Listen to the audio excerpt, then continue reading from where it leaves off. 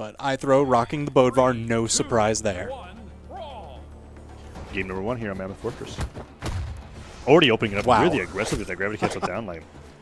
Both players like trying to read who was going to get the weapon first, and noeL went even further. And that's what we were talking about, like the counter to counter to the counter. Yep. It's just like, you know what, I'm going to open up with a triple jump down like recovery. Why not? And Eithrow already taking a lot of damage with his guitars. Here we go, noeL looking for the edge guard. There's the neutral air, send him down. Oh no, the head bonk, Eithrow losing his stock just 25 seconds in. Tragic. Hopefully Eithrow will be able to bounce back, but that's not how you want to start off your game number 1 in, especially in the losers round. Oh yeah. But it looks like that he's not too phased by it. He's waiting for a weapon to spawn, and noeL is being ruthless. Yep. Here with the the weapon starving. It's like, oh, you want an SD in my tournament match? All right, you're unarmed. Yeah. This is your life now. Yeah. Unarmed forever. Oh, never mind. Pick up a hammer. This is the Eithrow classic. This is what we want to see. Already starting off the little nice stomp combo, getting a stomp to side light. Falling with that neutral air. Ooh, nice down light into a side air. That ground pound could have equalized things very quickly. Mammoth Fortress platform starts to rise to the benefit of Eithrow, and noeL trying to find these falling airs. The falling stair does not get the read through. He's trying to guess that noeL was going to dash jump through him, but instead he stayed in place. Doesn't punish that. Waits a little bit too long. And no punish on the neutral sig either. I guess it's kind of difficult for the hammer to find moves that fall fast enough to be able to hit those moves when you're Oh my gosh, double neutral air. So much damage going on to noeL, deep in the red. Especially off the side. Oh, the side air, not quite enough. But Eithrow definitely setting up the edge guard. Ooh. Now, noeL, he's always exceptional at these dodge reads as well. Ooh, and the haymaker comes out and sends him to a fiery death. That animation, and he was able to get a very excellent unarmed side stick. And this is a good recovery considering how early he did lose the first stock considerably early. noeL seemed to be wanting to stick to that 1 stock lead here, however. Eithrow trying to jump up with these scoops, doesn't quite hit him. It's going to be very telling if Eithrow can get any damage here before going down. What a coverage! Gravity cancel neutral light on the wall, just covering so much. Get the down air, secure the stock, full stock lead. Barely see anybody do that. That's so cool. Yeah, that was definitely a really good invention. Yeah, look, I mean, like, when I think about it, I think Axe players do it a lot, but I just don't see it with Sword. And it's actually a really good idea with Sword. It covers so much. And noeL was able to get the edge guard afterwards. And the neutral stick combo. Tries to go for that down air read, but the weapon toss comes out. Eithrow going for a straight up ground pound. Recovery, double recovery. Just circle around. Oh, the clash! But he doesn't get the ground pound afterwards. And now, okay, that's his dodge gone. noeL goes to the other side of the stage. He's like, I'm done with this. But then he gets hit the ground pound anyway. You're still in it. Oh, you're still in it. Eithrow tying up the stock. That was incredible. That was pretty incredible. Considering that this game started off with Eithrow hitting his head and just falling to his death, and noeL weapon starving him for a full minute. This is pretty good. Eithrow now picking up the hammer. Doesn't get starved this time. noeL finds himself in the yellow. Just barely puts him in the orange, but 2 more hammer hits like that, and it will be dead even. And there it is. Yeah, don't let Eithrow get you onto that wall. It is a revolving door. There's that side air, or side light, rather. Jumping nair coming out from noeL. Oh, I like the nair.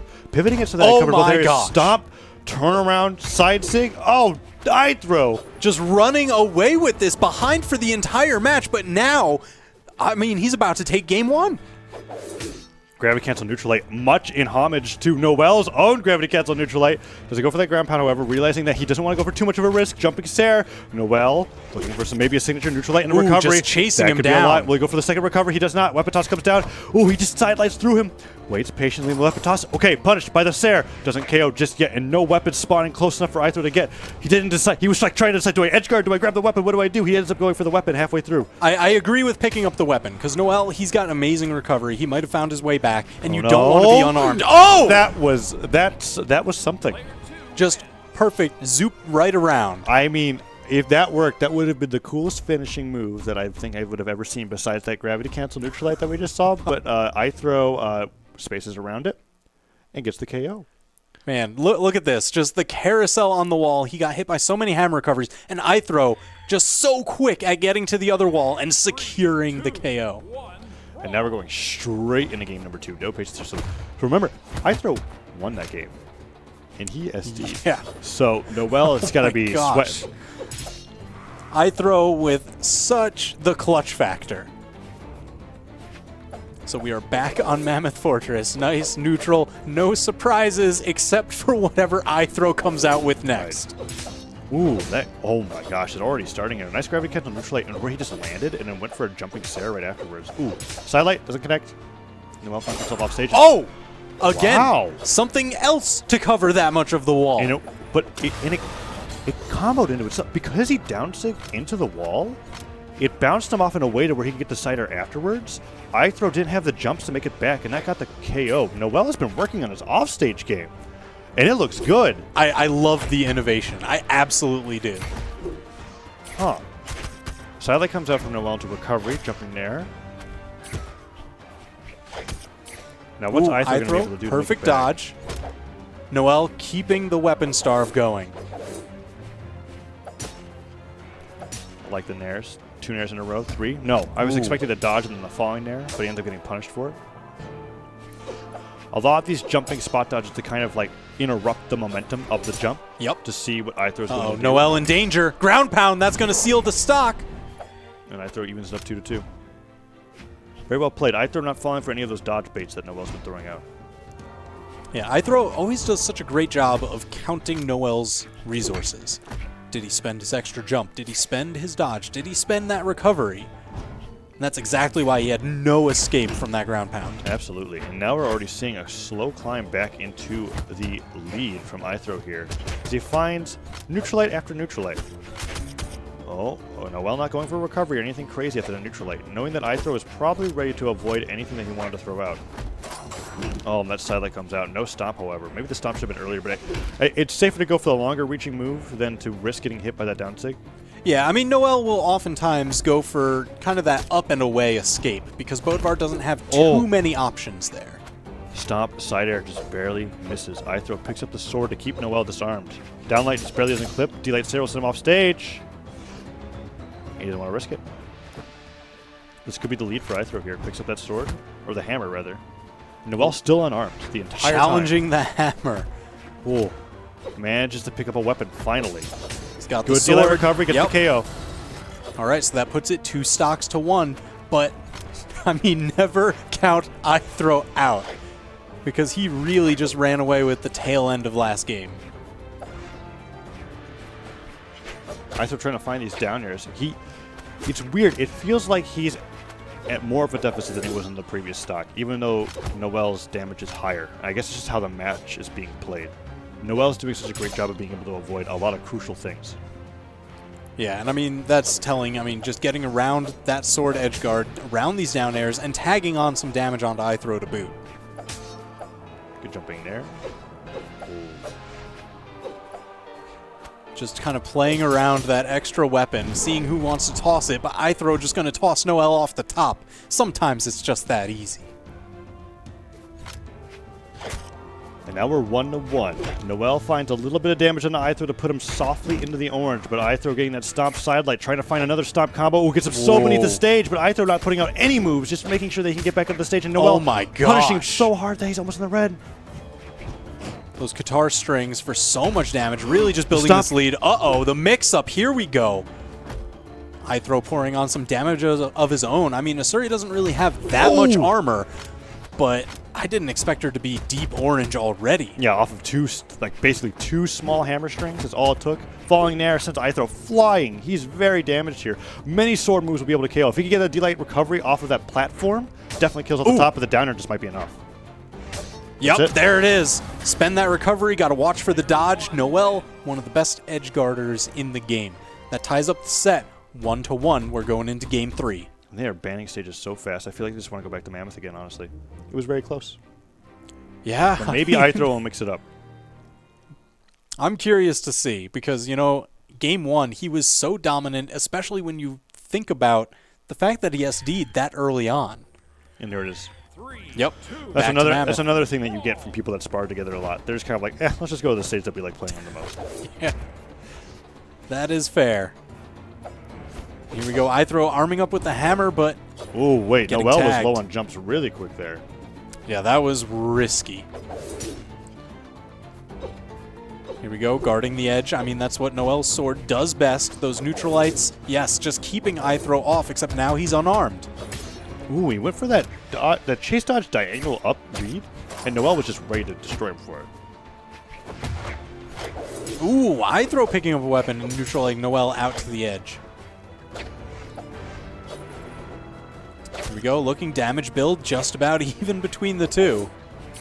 Yeah, the match is being really close. Ooh, and the downlight into recovery, pivoting it to send Eithrow closer to the center of the stage. I feel like that's usually the story between these two, is that the damage build is so even, Yeah. and then noeL will hit, oh my gosh, or Ithrow just hits That's the first time we've seen that, too. a crazy signature or side air or some really powerful move. What baffles me a lot with players like Eithrow and noeL is that I feel like they never use signatures unless they absolutely know that they're going to hit. And sometimes it's signatures that you don't even think should be used. Like right there? What the heck is he doing? Why was he side singing across the stage? Oh, I don't know. It worked. That's what I'm saying. Like the neutral sig, I was like, that's actually incredible. And now they're completely even here. But yes, It's usually another caster's curse, I guess, in a sense. Yeah.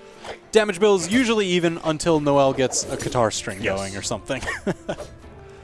And then the game's usually in noeL's favor until Eithrow gets a random kill at orange, and then it goes back to being even anyways. I mean, if your regular sparring partner is noeL, your clutch factor has to be through the roof. Absolutely, that's a good point.